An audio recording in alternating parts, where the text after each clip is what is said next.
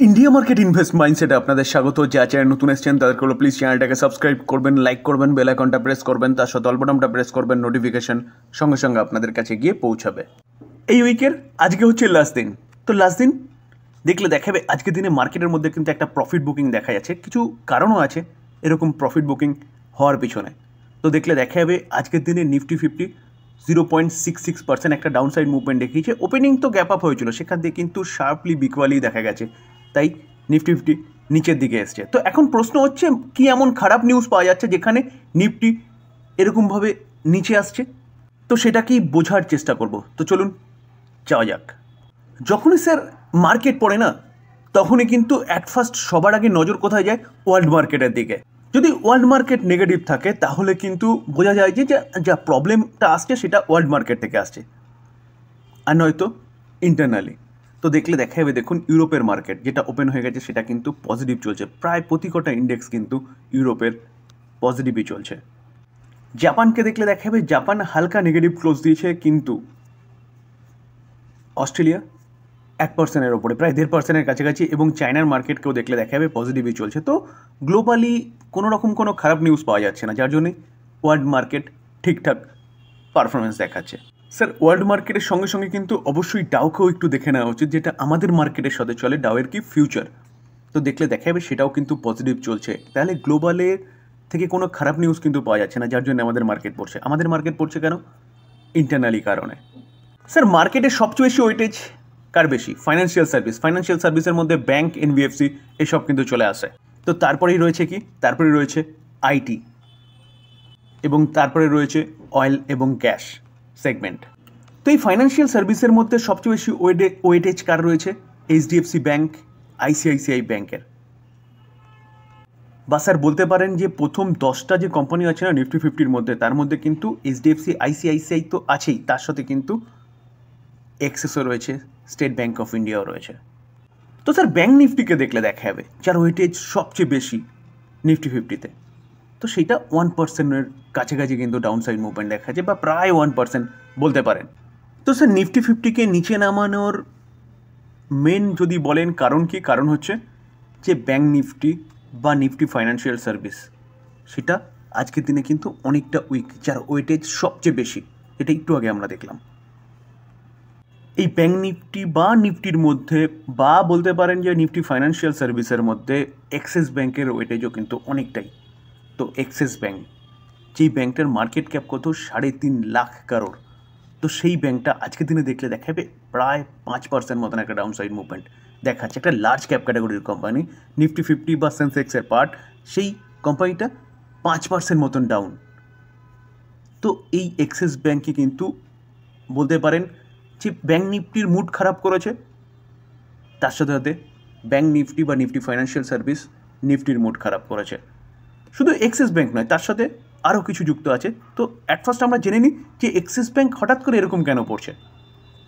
গতকালকে এই কোম্পানিটা তার Q1-এর রেজাল্ট ডিক্লেয়ার করেছে। রেজাল্ট সবচেয়ে খারাপ হয়েছে, যেখানে কোম্পানি প্রফিট কমে গেছে ইয়ারলি কোয়ার্টারলি। প্রফিট তো কমেছে, তার সাথে সাথে কোম্পানির প্রভিশন, যেটা লোন দিয়ে দিয়েছে, কিন্তু ব্যাংক বলছে যে তার লোন যেটা আসবে না, মানে ব্যাংক মনে করছে সেই যে লোন দিয়েছে তার মধ্যে একটা পার্সেন্টেজ অফ অ্যামাউন্ট লোন আসবে না, সেটাকে প্রভিশন হিসেবে দেখাতে, এবং সেটা তার প্রফিট থেকে, অপারেটিং প্রফিট থেকে মাইনাস যায়। তো প্রভিশন কি হয়েছে? প্রভিশন অনেক বেড়ে গেছে ইয়ারলি কোয়ার্টারলি, অনেক মানে অনেক। তার সাথে সাথে এনপিএটা কি?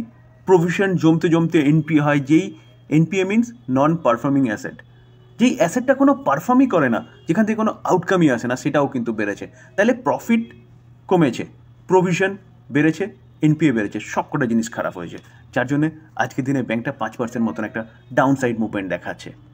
তো সেন্টিমেন্ট এইচডিএফসি ব্যাংকেরও খারাপ করেছে, কারণ এত বড় ব্যাংক, যেই ব্যাংকটার রেজাল্ট এরকম খারাপ হয়েছে, তো মার্কেট এক্সপেক্ট করছে হয়তো এইচডিএফসি ব্যাংকেরও রেজাল্ট খারাপ হতে পারে, যেটা আগামীকাল পাওয়া যাবে। আগামীকাল মার্কেট বন্ধ, মন্ডেতে ওপেন হবে। তো আগামীকাল অর্থাৎ 19 তারিখে কি পারফরমেন্স করবে তার উপরে কিন্তু মন্ডেতে রিয়াকশন দেখা যাবে। তো তার আগে কিছু সংখ্যক মানুষের মধ্যে কিন্তু ফেয়ার কাজ করছে এবং প্রফিট বুকিং দেখা যাচ্ছে এইচডিএফসি ব্যাংকের মধ্যে, যার ওয়েটেজ নিফটি 50 বলুন, ফাইন্যান্সিয়াল সার্ভিস বলুন, সবচেয়ে বেশি। তো এই হচ্ছে মূল কারণ আজকের দিনে মার্কেটের এরকম খারাপ অবস্থা হওয়ার পিছনে। তার পাশাপাশি স্যার আরেকটা আপডেট দিয়ে রাখি, যেটা আগেও দিয়েছিলাম যখন ব্যাংকটা জানিয়েছিল, এইচডিএফসি ব্যাংক সম্বন্ধে আলোচনা করতে গিয়ে আমি ব্যাংক নিফটি খুলে ফেলেছি। তো এইচডিএফসি ব্যাংকের একটু আগে আমরা জানালাম যে 19 তারিখে রেজাল্ট ডিক্লেয়ার করতে চলেছে। তো ব্যাংকটা কিন্তু রেজাল্টের সাথে সাথে ফার্স্ট টাইম বোনাসও দিতে চলেছে, অর্থাৎ 19 তারিখে কিন্তু এই কোম্পানিটা বোর্ড মিটিংয়ে বোনাস নিয়েও আলোচনা করবে এবং তার সাথে কোম্পানিটা কিন্তু স্পেশাল ডিভিডেন্ডও দিতে চলেছে।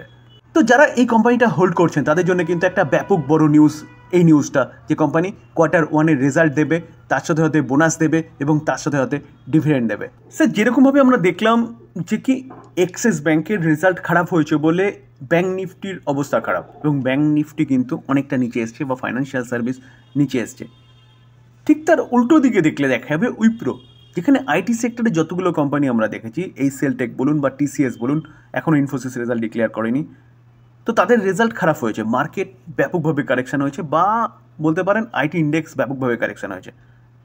তো উইপ্রোকে দেখলে দেখা যাবে উইপ্রো কিন্তু আজকের দিনে 2.5% কাছাকাছি একটা ভালো মুভমেন্ট দেখাচ্ছে, যেখানে মার্কেটের প্রেশারের জন্য কোম্পানিটা নিচে এসছে। যদি মার্কেটের প্রেশার না থাকতো না, কোম্পানিটা আর্লি মর্নিংয়ে 3.5%-এর ওপরে ছিল।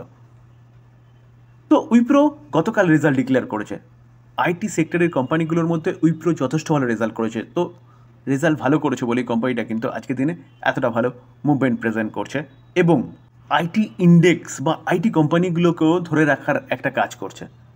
দেখুন ইনফোসিসকে দেখলে দেখা যাবে ইনফোসিস পজিটিভ ট্রেড করছে, যেখানে দেখলে দেখা যাবে দেখুন বারবার নিচে নামছিল, কোম্পানিটা আবারও পজিটিভে দিয়ে গেছে এবং পজিটিভ ট্রেড করছে সামান্য হলেও।